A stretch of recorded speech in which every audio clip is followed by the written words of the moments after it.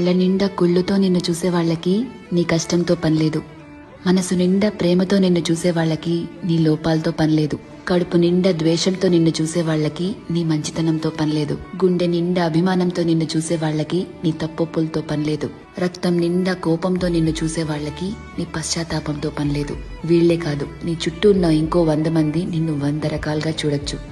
వాళ్ళందరూ వాళ్ల లోపల ఉన్న ఎమోషన్తోనే నిన్ను చూస్తారు. నిన్ను నిన్నుగా చూడగలిగేది ఆ పైవాడి తర్వాత నువ్వు మాత్రమే.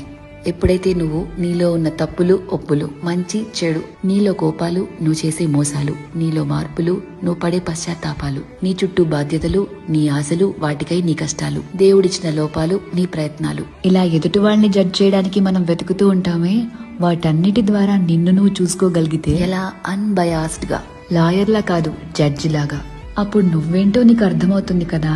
అదే సెల్ఫ్ అవేర్నెస్ అంటే. సెల్ఫ్ అవేర్నెస్ నీకు చాలా ప్రశాంతతనిస్తుంది.